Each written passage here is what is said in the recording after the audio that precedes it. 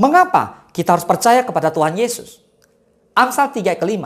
Percayalah kepada Tuhan dengan segenap hatimu dan janganlah bersandar kepada pengertianmu sendiri. Ayat ini memberitahukan bahwa dalam menjalani kehidupan ini, kita dilarang untuk mengandalkan pengertian kita, yakni keahlian, pengetahuan, dan perkiraan-perkiraan akal kita sendiri. Walaupun kita mempunyai pengetahuan yang banyak, baik tinggi dan benar, namun kita diminta untuk tidak mempercayainya sedemikian rupa. Seolah-olah dengan pengetahuan itu kita mampu menyokong diri kita sendiri dan mampu menyelesaikan semua tugas tanpa bantuan lain. Jangan, katanya. Melainkan kita harus menaruh kepercayaan kepada satu pribadi, yaitu Tuhan. Meskipun mata kita tak pernah melihat wajah dan rupanya, namun kita diminta untuk yakin dan berserah diri kepadanya dalam segala urusan-urusan hidup kita. Kita tahu bahwa Tuhan ingin kita percaya kepada Dia dan jangan mengandalkan pengertian diri kita sendiri. Tetapi seringkali kita gagal karena kita merasa tidak menemukan alasan mengapa kita harus percaya kepada Tuhan. Seseorang akan berkata dalam hatinya, tidak penting untuk percaya kepada Tuhan. Lalu yang lainnya lagi berkata, percaya sih percaya ya, tapi faktanya apa? Coba. Dan beberapa lagi mungkin berkata seperti ini, biasanya percaya pun tidak terjadi apa-apa kok. Nah, hari ini kita akan bicarakan tentang mengapa kita harus percaya kepada Tuhan Yesus. Nah, yang saya maksudkan adalah sepertinya kita mempunyai alasan-alasan yang kuat untuk menggagalkan kita untuk boleh tidak percaya kepada Tuhan. Tapi hari ini kita akan belajar mengapa kita harus percaya. Faktor mendasar dari hal ini adalah karena kita tidak mengetahui alasan yang benar, alasan yang kuat mengapa kita seharusnya percaya kepada Tuhan dan tidak mengandalkan pengetahuan diri kita sendiri. Saya sadar betul bahwa apabila kita menemukan alasan yang benar untuk percaya kepada Tuhan Yesus, maka hal itu bisa menundukkan rasio kita atau akal kita dan mampu mendorong keyakinan kita timbul ke atas sehingga kita bisa yakin, lalu kita berserah diri kepada Tuhan Yesus dan bukan lagi bersandar kepada pengetahuan, keahlian, dan pertimbangan-pertimbangan akal manusiawi diri kita sendiri. Nah, pertanyaannya adalah, lalu apa alasan yang benar? Mengapa kita harus percaya kepada Tuhan Yesus? Mari kita bahas.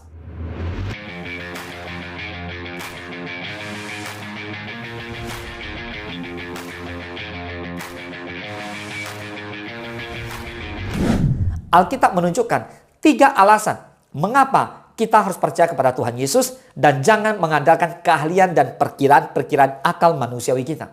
Yang pertama, karena ada hal-hal baik yang Tuhan Yesus sediakan bagi kita secara irasional, di mana melampaui akal kita, atau bahkan tak pernah terbesit di dalam indera-indera kita. Alkitab katakan di 1 Korintus 2 ayat ke-9, apa yang tidak pernah dilihat oleh mata, dan tidak pernah didengar oleh telinga, dan tidak pernah timbul di dalam hati manusia. Semua yang disediakan Allah bagi mereka yang mengasihi Dia. Akal atau pengertian kita hanya mampu menghasilkan sesuatu sejauh informasi yang kita peroleh. Itu pun jikalau memang digunakan dengan efektif.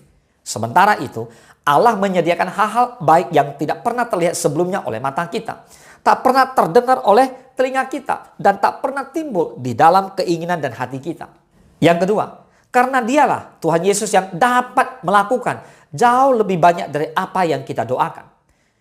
Kita bisa memperhitungkan sesuatu dengan akal kita, saudara, mendoakannya dan menghasilkan yang baik. Tetapi ingat, Tuhan Yesus dapat melakukan kepada kita lebih besar dan lebih banyak dari itu. Alkitab berkata, bagi Dialah yang dapat melakukan jauh lebih banyak daripada yang kita doakan atau pikirkan, seperti yang ternyata dari kuasa yang bekerja di dalam kita. Efesus 3 ayat ke-20.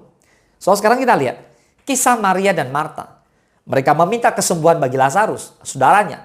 Tetapi Yesus menjawab doa mereka dengan memberikan kebangkitan dari kematian. Mereka ingin Lazarus jangan lagi merasakan kesakitan di atas pembaringan. Tetapi Yesus bahkan memberikan kehidupan dari dalam kuburan. Bisa baca di Yohanes 11 ayat 1-44. Demikian juga hari ini. Ada sejumlah orang Kristen yang mengalami perbuatan Tuhan yang melebihi doa, cita-cita, bahkan upaya terbaik mereka. Saya teringat ada seorang pemuda Kristen yang bercerita dalam kesaksiannya bagaimana ia meminta dalam doa agar Tuhan memberikan dia seorang pasangan hidup yang mengasihi dia apa adanya. Memang secara kehidupan ekonomi beliau tidak begitu baik. Tetapi ternyata Tuhan luar biasa. Tuhan memberikan dia pekerjaan yang baik. Lalu Tuhan juga memberikan dia pasangan hidup yang baik, yang cantik, yang bijaksana, yang cakap, yang terus menopang kehidupannya. Wow, katakan amin. Nah yang ketiga, karena Tuhan Yesus yang paling tahu apa yang akan terjadi kelak. Sedangkan kita tidak tahu. Meskipun kita terus belajar dan bersekolah, namun keahlian, pengetahuan, dan pengalaman-pengalaman kita tidak sanggup memperjelas semua yang akan terjadi di hari-hari mendatang. Yakobus 4 ayat ke-13 dan 14 berkata, "Jadi sekarang, hai kamu yang berkata hari ini atau besok kami berangkat ke kota Anu. Di sana kami akan tinggal setahun dan berdagang serta mendapat untung. Sedang kamu tidak tahu apa yang akan terjadi besok. Apakah arti hidupmu? Hidupmu itu sama seperti uap yang sebentar saja kelihatan lalu lenyap." Nah, konteks ayat ini adalah nasihat Yakobus untuk mencela para pedagang di perantauan. Sebab orang-orang ini sangat yakin pada keahlian dan perkiraan-perkiraan mereka sendiri. Dengan keahlian dan perkiraannya mereka ini, mereka berbuat seakan-akan mereka tahu segala sesuatu yang akan terjadi ke depannya. Sehingga merasa tidak perlu melibatkan atau mengandalkan Tuhan Allah dalam tindakan-tindakan hidup mereka. Wah, bertobatlah saudara. Kalau itu terjadi padamu hari ini, bertobatlah. Amin. Saudara, kita harus percaya kepada Tuhan Yesus dan bukan bersandar pada perkiraan-perkiraan akal manusia kita sendiri. Kenapa? Karena apa yang kita pikir tidak mungkin, Tuhan dapat membuatnya menjadi mungkin dan terjadi di dalam nama Tuhan Yesus. Di dalam kasih karunia Allah ada satu hal besar di antara sejumlah hal baik yang Anda perkirakan itu tidak mungkin terjadi, maka akan dibuat oleh Allah untuk terjadi dalam kehidupan saudara. Boleh katakan amin. Tuhan Yesus memberkati.